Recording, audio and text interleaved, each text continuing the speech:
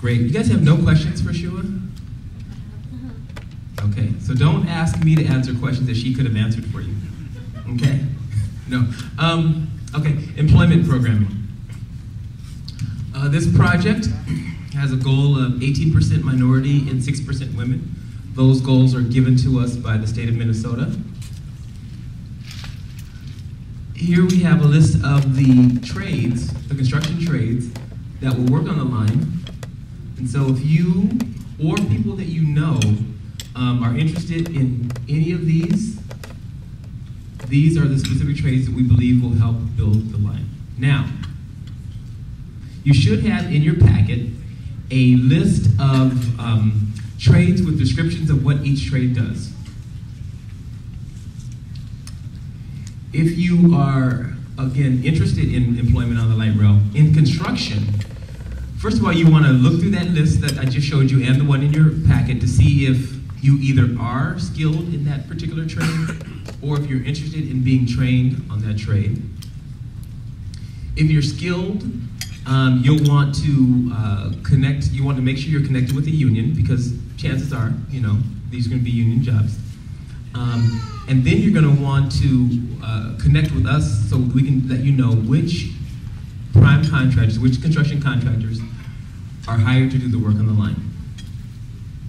If you're not skilled and you want to be connected to an organization that provides training in that area, then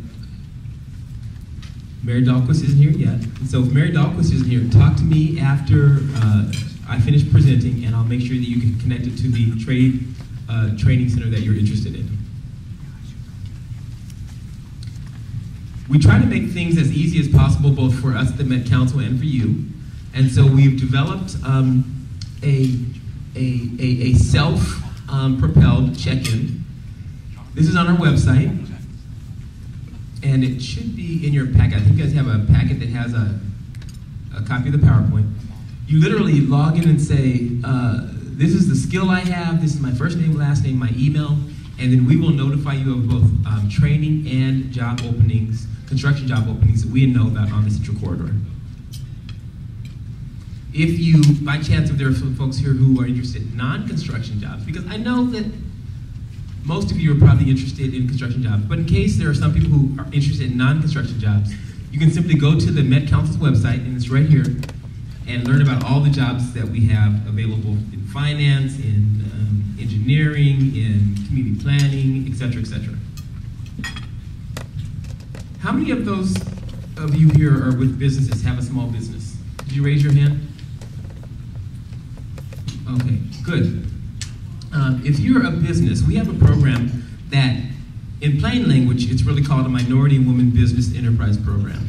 In federal language, which we are guided by, it's called the Disadvantaged Business Enterprise Program. I'm going to talk about that now. The goal, first of all, on this project, because it's federally funded by the FTA, about half of that $1 billion, or the $941 million of the project is expected to come from the federal government. They require that we set goals. And so we set goals on the project based on contract. To date, on the engineering contracts, they've been 17% goals.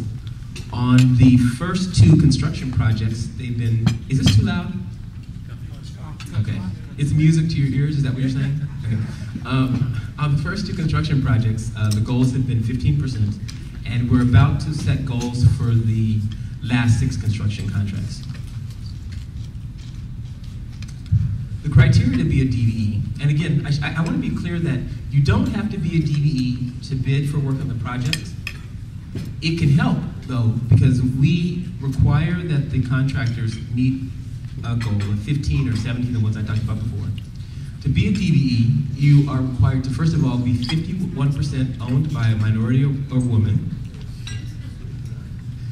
The woman or the minority who has that 51% needs to daily run and manage the company. You can't just own, you can't be a passive owner. You have to be an active owner. So you have to run the business day to day.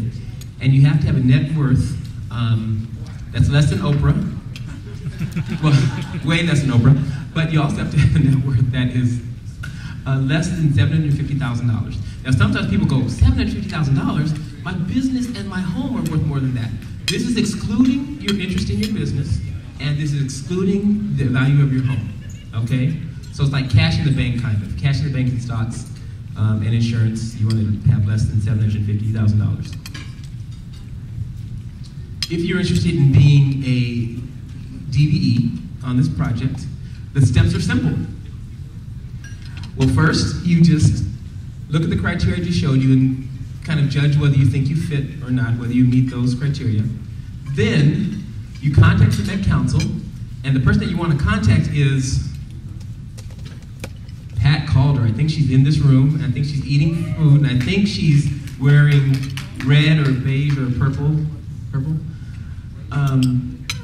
You want to turn in you want to fill out an application, because there is an application. It's big, but not burdensome. You want to turn that into Pat, and then Pat will gently guide you through the process. Won't you, Pat? Excellent. People love working back because you gently guide them through the process. The contract packages, you know, when you have a project that's $941 million, you can imagine there's lots of work to be done. So I wanted to provide this graphic just to kind of walk you through the different construction packages that we have. The first one is the advanced utility reconstruction. If you've been downtown St. Paul on 4th Street, that one's already been let. That was let to Bolander. And I think the value of that package was about, I think it was $12 million. A second package is coming out soon, in January, I believe. That's the advanced roadway improvements, and I believe that's for work around the university primarily. The two largest packages are the Civil East package, which is here, downtown St. Paul, and out along University to Westgate. And then the Civil West, which is, everyone see my little red dot? Is that a yes? Silence equals yes? Okay. This is Civil West. It includes the Washington Avenue Bridge. Those are two biggest projects. There's also an operations and maintenance facility. Downtown St. Paul will be a new home for our trains. That's about a block or two away from the farmers market in downtown St. Paul. We also have a systems package, a fare collection package, and the purchase of the light rail vehicles. The kind of work that we're looking for businesses, so we have like the list of trades for persons who wanted to maybe secure construction employment on the project. This is just for businesses, and so we're looking for the advanced roadway improvement project needs companies that do these kinds of things. The civil contracts, both Civil West and Civil East, need like track and bridges and public utilities, underground systems, elements, etc. The systems, that's the train signaling, the traction power stations, etc. Operations and maintenance facility, that's really the only vertical, the main vertical aspect of this project. And it's really a retrofit of the old Gillette building. And then the fare collection system, which is basically procurement, but that's the ticket vending machines and the ticket validator. If you are a construction firm and you're interested in, or if you're a firm, period, and you're interested in information about the contract opportunities on this project, you just want to send an email to CCLRT Bids, right here, I think it's in your packet. And that way, whenever there is a bid letting, when there is a pre-bid where we have you come in and we provide you with information specific to the contract, you'll be notified automatically. All right, any questions for me? Okay.